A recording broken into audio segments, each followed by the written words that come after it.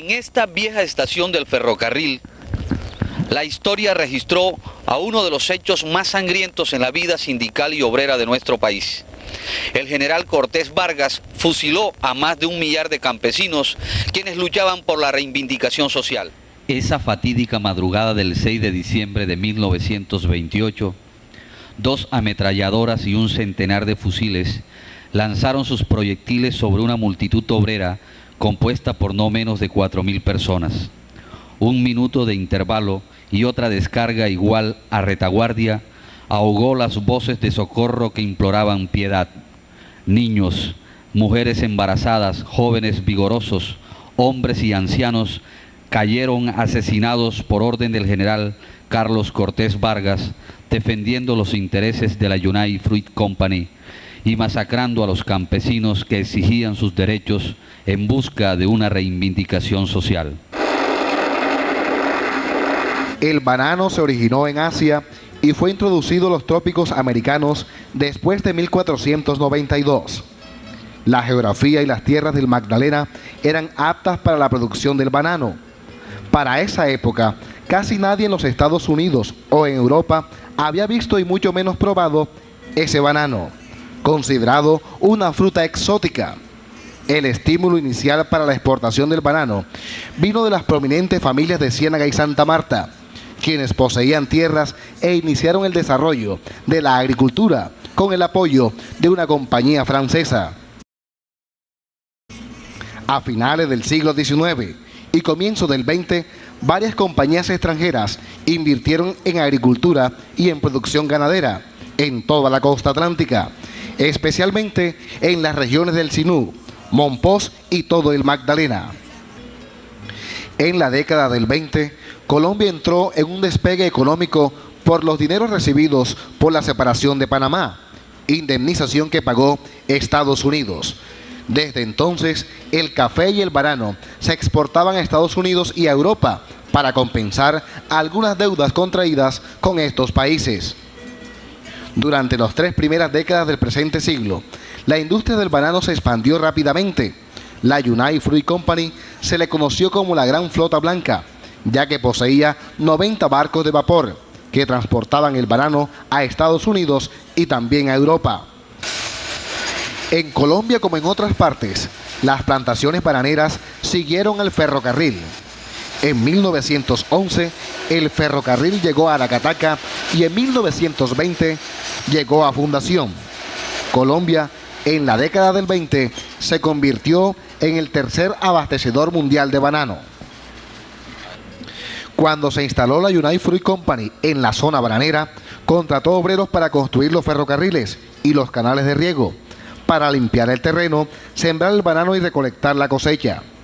La fuerza laboral de la zona bananera estaba compuesta por campesinos de la región en un 70% y el 30% restante eran de Bolívar, Atlántico y las provincias de Valledupar y Guajira. En 1910 ascendían a unos 10.000 campesinos y en 1928 creció a 25.000 obreros. El problema de la huelga de las bananeras empieza a gestarse desde el mismo momento en que la United Fruit Company estipuló que los obreros eran responsabilidad de los contratistas y ni el contratista ni sus empleados tenían que ver con la multinacional. Muy a pesar que la United Fruit Company producía millones de bananos anualmente, ellos sostenían que no tenían trabajadores. Ante esta situación, creció el inconformismo de los trabajadores. Este sistema conducía a la explotación. La United Fruit Company utilizaba los contratos para evadir la legislación laboral colombiana. A partir de 1915, el gobierno nacional comenzó a promulgar leyes regulando las condiciones de trabajo. La United se rehusó a extender tales beneficios. Muy a pesar de que la compañía le pagaba bien a sus trabajadores, seguía creciendo el inconformismo, ya que la United le empezó a incumplir sus pagos. Fue cuando le implantó el sistema de pago por medio de vales para sus propios comisariatos, los cuales le cobraban el 10% y muchas veces hasta el 30%. El jefe mandó a quemar varias planillas y habíamos perdido los derechos, porque yo trabajé hasta el año 50, pero que fueron 27 años. Pero entonces, como él mandó a quemar las planillas, no parecen ahí, sino 19 años. En el 51 principié a pedir la jubilación, pero cada vez que iba me decían que no tenía derecho porque no había trabajado en las 3 compañías, o sea, en los 3 nombres de la compañía. Había muchos jubilados que habían trabajado menos que yo. Entonces yo iba siempre, toda la semana iba, un día, hasta el año 70, que conseguí un abogado. Y el abogado también estaba de acuerdo con la compañía porque me engañó. Estoy esperando es que a ver si me arreglan el problema, porque tengo 31 años de estar luchando para que me arreglen el problema y todavía no me lo han arreglado. El estado sanitario de la zona bananera empezó a entrar en crisis. El paludismo, la anemia tropical, la tuberculosis, entre otras enfermedades, empezaron a azotar a los trabajadores. Ante tantas adversidades de los trabajadores de la zona bananera del Magdalena, empezaron a crearse en cada finca comités, los cuales lo llamaban sindicatos de obreros y colonos campesinos. En 1928 aparece Raúl Eduardo Maecha, hijo de un campesino tolimense. Llegó y se alió a los obreros por medio del movimiento sindical católico. Maecha se convirtió en el secretario de la Unión Sindical de Trabajadores del Magdalena y fue determinante en la elaboración del pliego de peticiones. A esta organización obrera se unieron Ignacio Torres Giraldo, María Cano y los agitadores internacionales Rabatet, Elías Castellanos, Mariano Lacambra, Genaro Toboni y Alberto Castrillón. Un 6 de octubre de 1928 se reunieron en Ciénaga los dirigentes campesinos de Orihueca, Guacamayal, Tucurinca, Guamachito, Aracataca, Retén y otras veredas de la zona bananera, y en plena asamblea, la Unión Sindical de Trabajadores del Magdalena aprobó unánimemente el pliego de peticiones, el cual constaba de 9 puntos, a través de los cuales le exigían a la United Fruit Company y a los productores nacionales lo siguiente: 1. Pago de seguro colectivo obligatorio. 2. Pago de seguro contra accidente. 3. Derecho al descanso dominical. 4. Aumento del 50% en todos los jornales. 5. Supresión de los comisariatos. 6. Pagos semanales y no por quincena y en efectivo. 7. Abolición de los vales para las tiendas. 8. Supresión de los contratistas e intermediarios para establecer los contratos colectivos. 9. Creación de un hospital para cada 400 obreros que tuviese la compañía. La United Fruit Company consideró estas demandas de los trabajadores una amenaza a su operación en Colombia. Si los trabajadores las imponían, tendrían que aumentar los salarios y a otras pretensiones lesivas para esta empresa. Ante esta circunstancia, la United se negó a negociar con los obreros. El 28 de octubre y nuevamente el 6 de noviembre, el gerente de la United rechazó a la delegación de los trabajadores. Finalmente, el Comité Ejecutivo de la Unión Sindical de los Trabajadores le entregó a la empresa un ultimátum. Se acordaba la negociación o los trabajadores iniciarían la huelga. La actitud del gobierno central no fue la más acertada, porque se convirtió en cómplice de la masacre. Ni el presidente de la República, ni el Congreso, y mucho menos el Ministerio de Industrias, hicieron absolutamente nada para mediar en esta situación laboral. La respuesta del gobierno nacional fue militar. El ministro de Guerra ordenó al general Carlos Cortés Vargas, quien estaba en Barranquilla, mover 3 batallones para la zona bananera, y además se le ordenó garantizar el orden público. Con sentimiento reprocho el calorada fiebre que negro 6 de diciembre de aquel año 28. Cortés Vargas hizo el sancocho en un brutal desespero. Un villano sin esmero que apoyó cruel desastre formó la grande masacre en el pueblo cienaguero.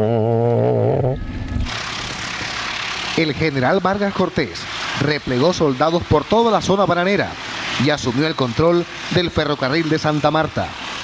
Mientras tanto, el Comité Ejecutivo de la Unión Sindical se reunió la noche del 4 de diciembre en Ciénaga y decidieron que 50 mensajeros llevaran instrucciones precisas a las plantaciones y caseríos de la zona. Todo el mundo debería congregarse en Ciénaga el 5 de diciembre en la noche y seguir a Santa Marta en la mañana del 6 para llevar a cabo una gran manifestación ante el gobernador y el director de la Oficina General de Trabajo, solicitándoles que obligaran a la Yunay a negociar con sus trabajadores.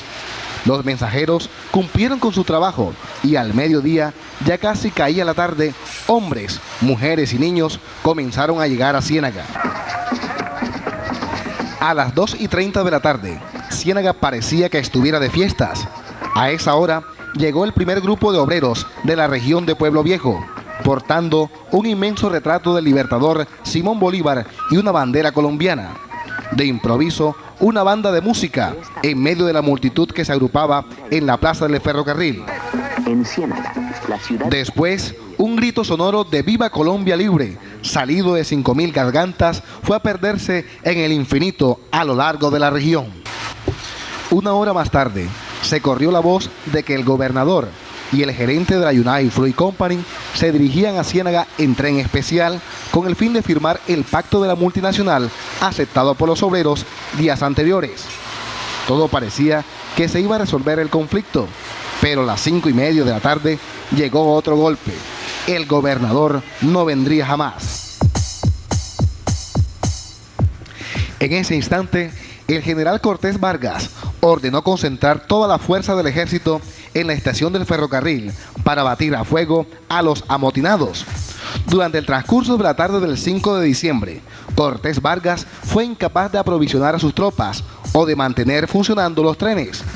Cuando los huelguistas quisieron reunirse masivamente en la estación del ferrocarril, el general Cortés Vargas y 300 soldados ya estaban posesionados del lugar. En pleno estado de sitio, siendo posiblemente de las 10 de la noche en adelante, en la plaza se llenó de gente. Niños, viejos, perros, ancianos, gente de toda clase, mujeres.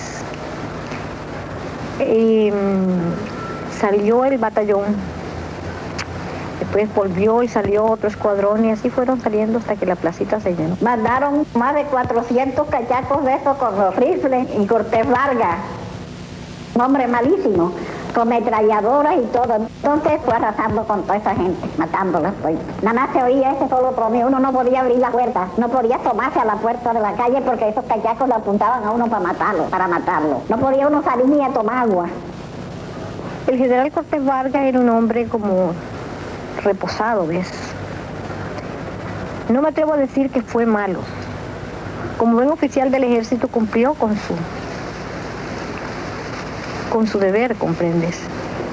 Y él le dijo a la gente que se retiraran, no una vez, sino muchas veces. Entonces comenzaron a contar 1, otro minuto, 2, 3 minutos, a la 1, a las 2. ¿Se rinden? ¡No!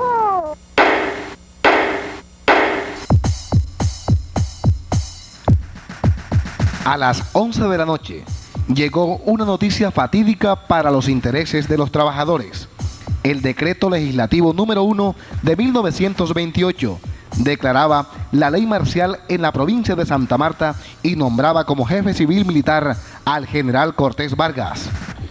A la 1:30 de la mañana, Cortés Vargas y sus tropas, ante la multitud de obreros, sonaron los tambores.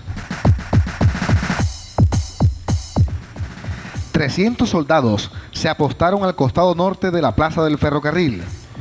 En voz alta, un capitán leyó el decreto del estado de sitio, a través del cual se prohibían asambleas o reuniones de más de 3 personas. Los huelguistas debían dispersarse en forma inmediata, o de lo contrario, las tropas dispararían. Siguieron 3 toques de cornetas a intervalos de 1 minuto. Casi nadie se movió. Los huelguistas jamás imaginaron que los soldados iban a disparar. Casi que espontáneamente, todos gritaron: ¡Viva la huelga! ¡Viva Colombia Libre! ¡Viva el ejército! Inmediatamente, el general Cortés Vargas ordenó disparar. Lo que no creían los trabajadores que pasaría, sucedió. un momento de pánico, dolor y confusión. Mientras unos caían, otros trataban de escapar. Estaba yo en la estación, en esa hecha estaba yo como de 12 años. Me puse junto de un muchacho que al menos sirvió en el cuartel. La segunda descarga fue cuando hubo los muertos. Entonces me fui rodando con el muchacho hasta pasar la calle al otro lado. De ahí nos paramos. Él me dijo, váyase para la casa, y yo me fui para la casa. Bueno, el día siguiente, como pelado, me vine acá al campo, donde había sucedido la tragedia, y vi los muertos. Pero allí solamente ya habían dejado más que 9, que eran los 9, digo yo que eran 9 puntos, y así fue todo. Después de la matazón, un cabo nos ordenó al negro Bovea y a mí que subiéramos a los camiones. Hay que arrear esta gente, nos dijo. Comenzamos el trabajo de trasladar cadáveres entre el negro Bovea y yo. Cada uno hizo un viaje hasta la playa, donde habían 3 botes. Fueron unos 80 cadáveres que después fueron llevados a alta mar en el buque Pichincha y echados a los tiburones. Después otro viaje cada uno hasta unos terrenos del antiguo matadero y fueron 70 cadáveres más. Allí se cavó una fosa común en la que fueron sepultados. Por último, el negro Bovea hizo 3 viajes y yo 4, con unos 500 muertos hasta el lugar llamado Aguacoca. Los enterramos en otra fosa común. Solo dejaron 9 muertos. El coronel Óscar Pérez, apodado Chihuita, lo señalaba al que pasaba y decía, ahí tienen los 9 puntos del pliego. Este suceso, Jorge Eliezer Gaitán lo calificó como la página más bochornosa de la historia. Y un tiempo después siguió un periodo de terror con más de 1500 víctimas.